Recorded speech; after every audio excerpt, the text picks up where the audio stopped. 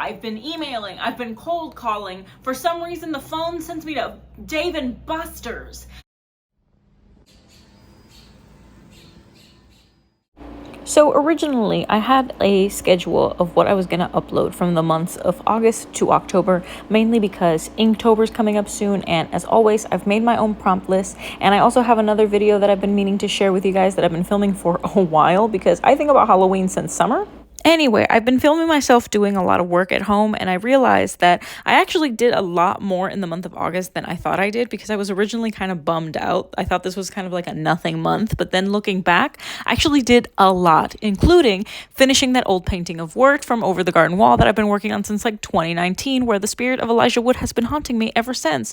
Turns out I only really needed like a week. Ain't that just the way?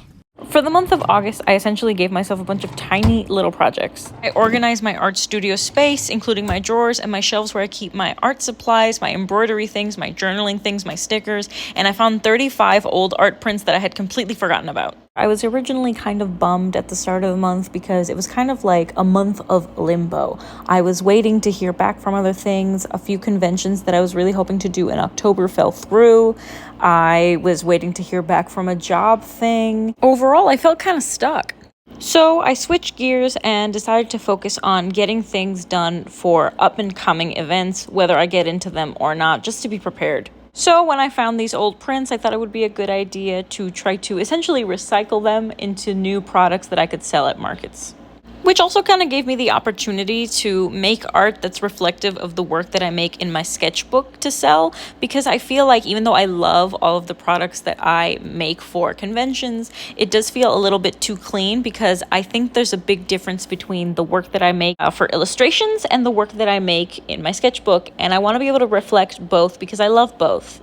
If you've seen any of my sketchbook videos, then you know that I really like to use stickers and use paint markers on top of things and glue things in there and put interactive pages. And I usually can't find a way to do that for art that I'm going to sell, because it's a lot of work that I don't know how to quantify a price for, but two, I worry about selling something that is eventually just going to fall apart, like if the stickers fall off or if the interactive page rips or something, which is why I usually just make things like prints and stickers.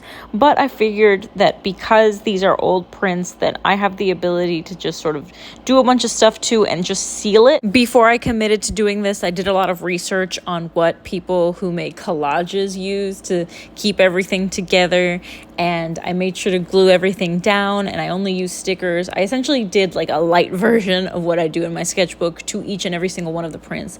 And I knew that I wasn't going to be able to replicate everything exactly, because I am not a machine and I am not a computer. And so I figured that one of the fun things that I could do is to have each print be different, and so that sort of gives me an excuse to experiment with each single one. So even if I have 4 of the same exact print, each single one will be unique in its own way, because I'm doing different things to it, or I'm using different stickers, or I ran out of one sticker and I have to use another one, and it gave me a lot of freedom. Not gonna lie, it was kind of fun.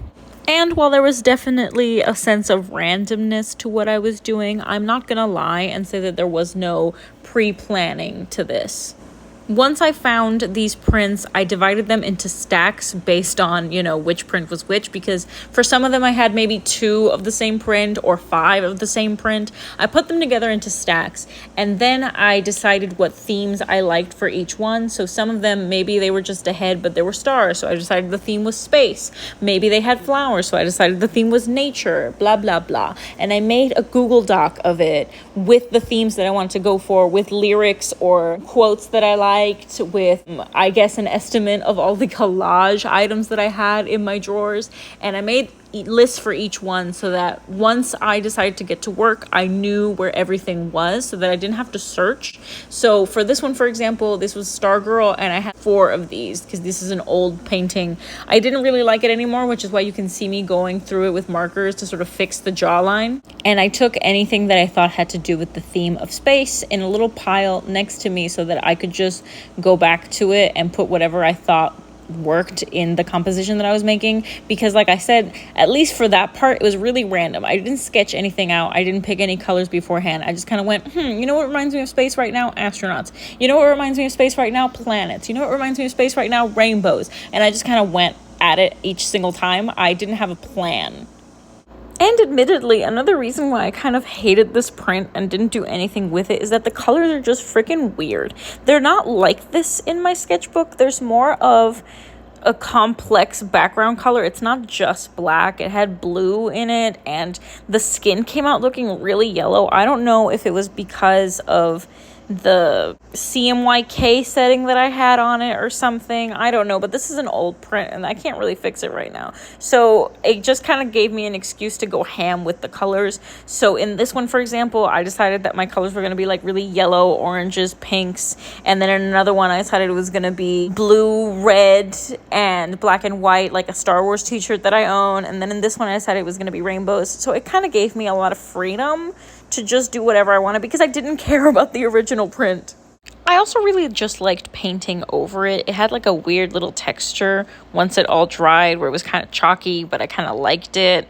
And I could paint over the character with a wild color, and I was like, this is fun. Also, like you can see, I have some stickers that have little letters on them, and I thought I could use that for type because my lettering is awful unless I'm really, really, really trying and I measure it out. And I hate doing that. So I thought stickers would be a fun way to get type because that's exactly how I do it in my sketchbook a lot of the times. But I admittedly did not think about how many letters there are in the alphabet, if I'm going to be completely honest with you, because halfway through this process I was like, oh, I am running out of letters. I'm going to have to make sacrifices. I'm going to have to use numbers for letters, like 3s for E's. So at least for now, I'm in a state of bliss where I don't have to think about it and I'm just using whatever sticker I want. And once I liked the finished product of my first victims, I thought I should do it to all my other prints.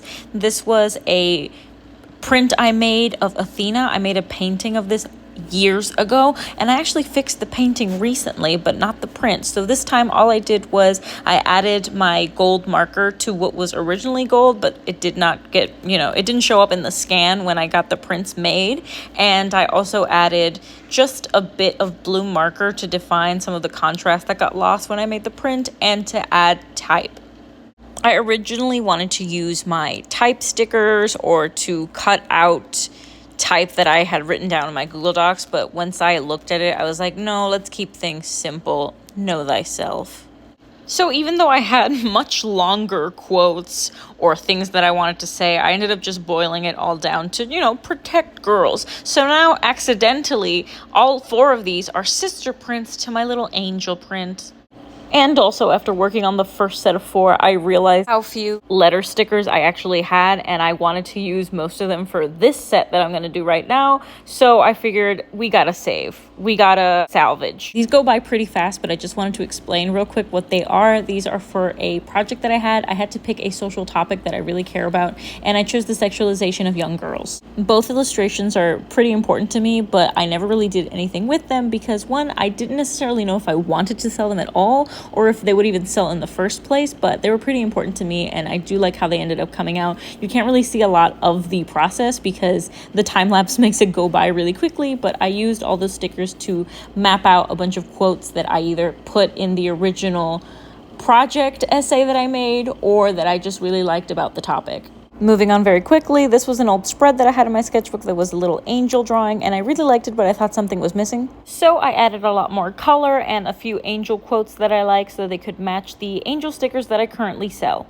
Next, I only have 2 remaining Padme prints. These are really old, which is why I don't sell them anymore, so I just spruced them up a bit. I actually sold the rest to a comic book store when I was in the United States. These next few prints are where things get a little tricky. I decided to do full-on collage and just put a bunch of stickers on each one. I had, I think, 5 of the Tulip Girl ones, 4 of the green one with the purple background, and I think 5 of the hot pink background girl where everything's in color. These are all prints that I have in my sketchbook and in the portrait section of my website. But I thought that the prints looked a bit stale. I don't know if it's the way that they were printed or what, and so I decided to just go ham. The reason that they were all laid out on the ground earlier is because I cut out all of the things that I thought matched and I put them together so that I wouldn't forget the placement that I wanted before I started gluing. I took pictures of everything. Some of them I just worked on the colors. So like this one, I just added a lot of rainbow to it because of the colors that were already in the print. For another one, they were really naturey, so I decided to add a lot of butterfly and moth images that I already had in my stash of collage elements. And for the Tulip Girl, for example, my personal favorites are the ones that just have a lot of fruit stickers because I had a collection of fruit sticker images in my portfolio. This is what they all ended up looking like before I decided to take a coat of Krylon to it. While I was waiting for everything to dry properly, I got the news that there was going to be an art market that Saturday. So I went into panic mode because I didn't really have any new zines or stickers to sell at the art market, just a bunch of old stuff. So I thought this is the perfect time to debut these new prints. See? Time to spray the hell out of them with Krylon and hope that they dry by that Saturday. Don't necessarily remember the chronological order for all of this, but while I was doing that, I was also working on my art prompts for October, which is that little orange list that you saw earlier. I'm hoping to post them soon. I usually post them in mid-September, but this time I'm thinking of doing it earlier because let's face it, I've already started. Might as well give some other people the chance to start early if they want to do it with me. If not, you guys can still see it.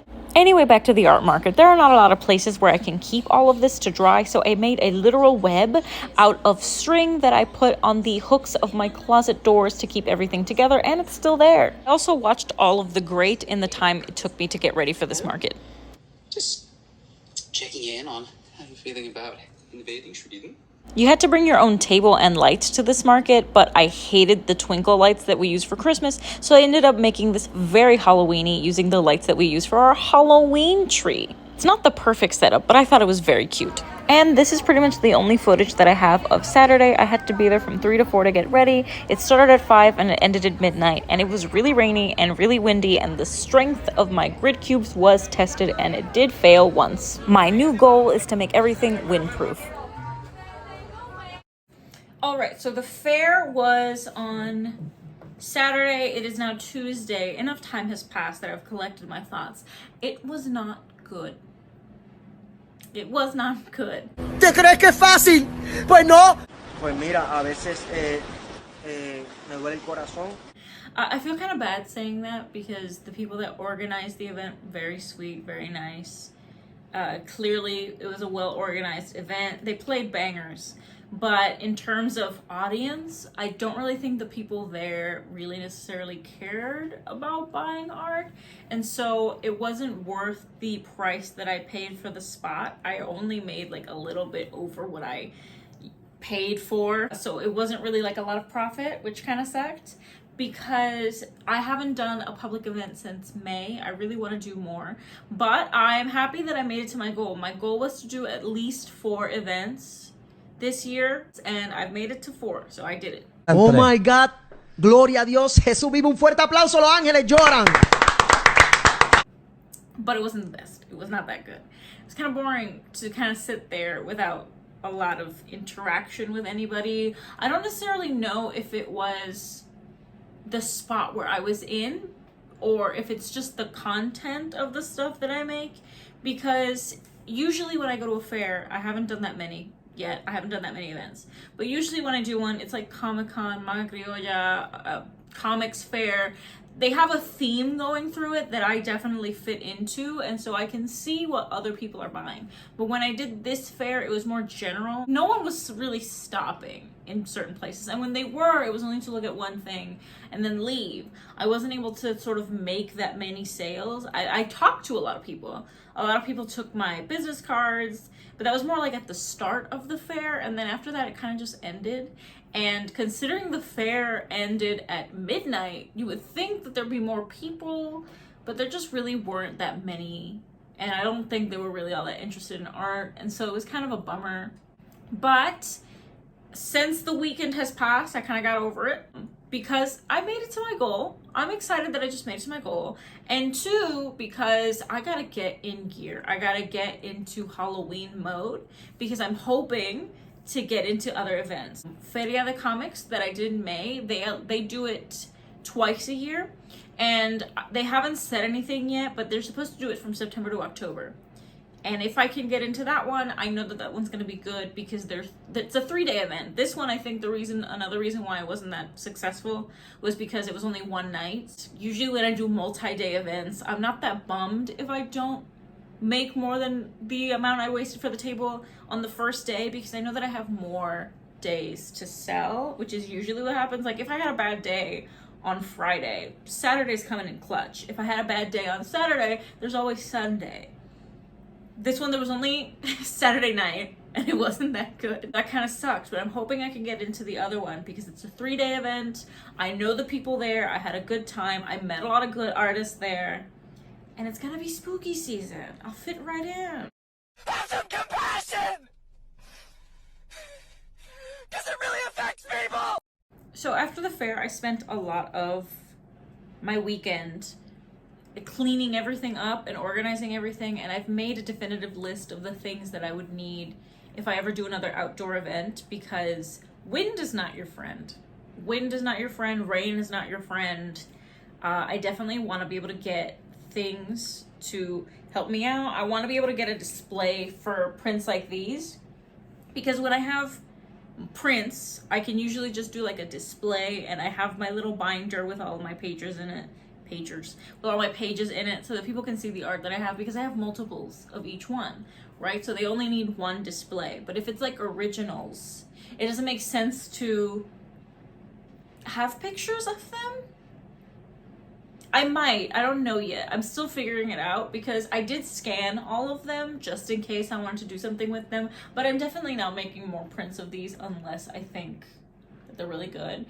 For the most part, I just want to sell them as is. I've also, this whole month has been just a lot of like nitty gritty little tiny things.